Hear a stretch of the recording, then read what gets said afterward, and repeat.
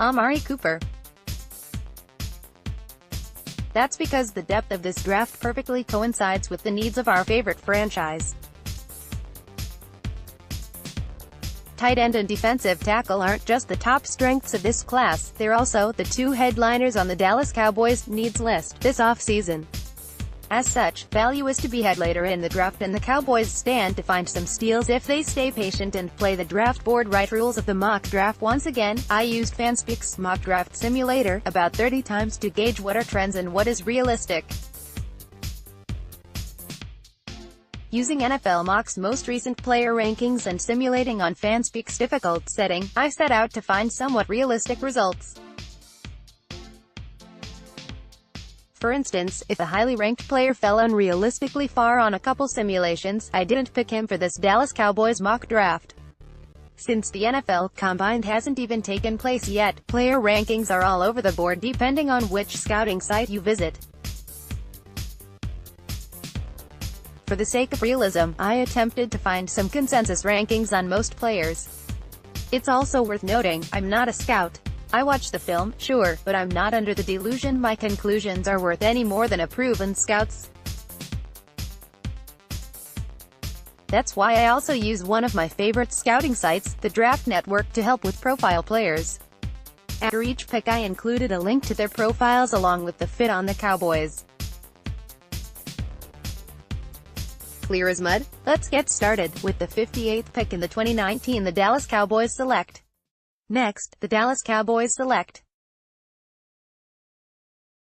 Page 2 GAINESVILLEFL, September 6, Gerald Willis. Taylor Smith, S. Taylor Rapp, S. Deontay Thompson, and other obvious first-rounders. At 6 feet 2 inches 280 pounds, Gerald Willis 3 fits 1 role and 1 role alone on the Dallas Cowboys, the 3-technique defensive tackle.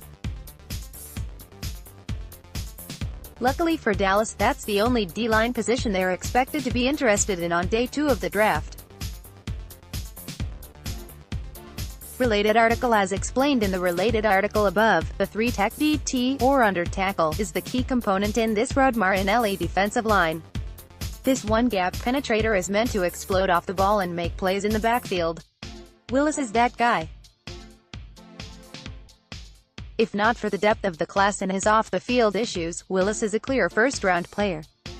For a man this size, Gerald Willis is abnormally quick and nimble. Big guys aren't supposed to move like him and still be that strong. His different scouting reports also note his aggressive pursuit to the ball. He chases passers and ball carriers alike and shouldn't be seen as just a pass rusher.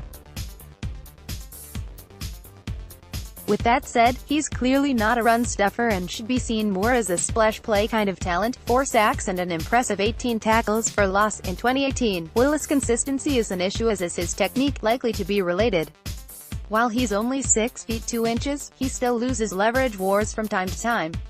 Scouts are saying he explodes up rather than explodes out.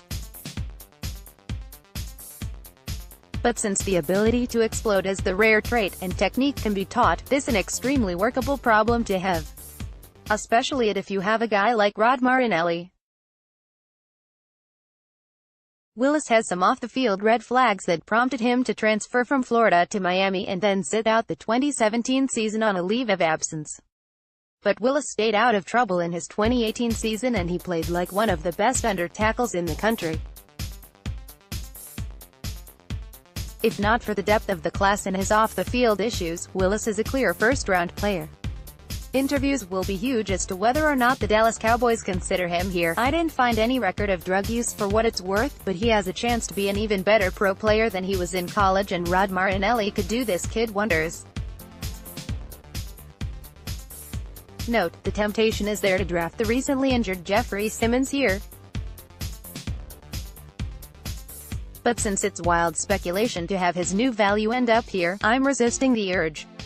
Simmons is someone the Dallas Cowboys should be interested in and someone we'll be addressing in come days, weeks, months. Next, in the 3rd, the Dallas Cowboys select.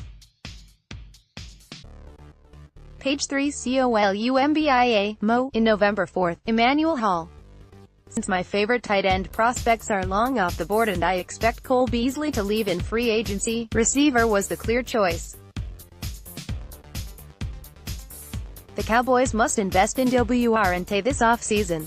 Even with Amari Cooper on the roster, I can't think of a time the Cowboys had a pass-catching group this unimpressive at any point in the last 15 years. Reid D. Hansen, at Reidinson, February 3, 2019. Just like last year, the third round is going to be the sweet spot for receivers.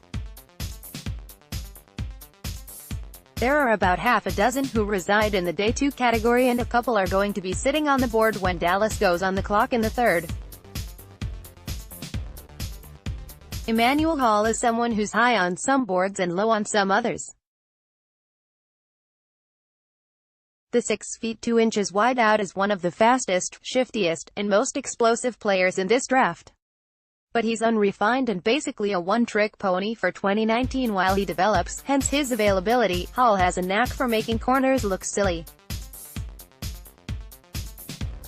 He doesn't run a full route tree at Missouri, so he'll need to work on that with Sanjay Lal in Dallas, but you can't teach speed and quickness, and Hall has that in spades. The dude always gets open. Besides being a deep threat, Hall is strong on slants and double moves. He's physical in blocking and fighting off press coverage. He can return kicks and handle those jet sweeps we all know and love. While he's not a plug-and-play slot man to replace Cole Beasley, he can be an immediate deep threat at the Z with potential for much more down the road.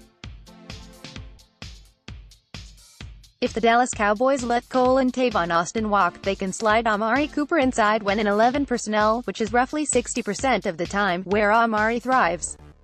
Then Michael Gallup would occupy the X and any combination of Hall and Cedric Wilson would play the Z. This is a topic I plan to handle in better detail next week, so stay tuned if this might interest you. This pick doesn't need to be Emmanuel Hall specifically.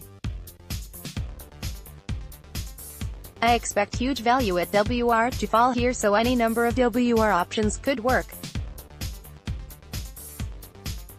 The important thing to keep in mind is it doesn't need to be a slot receiver, and the Dallas Cowboys should draft whoever projects the best regardless of specific receiver position.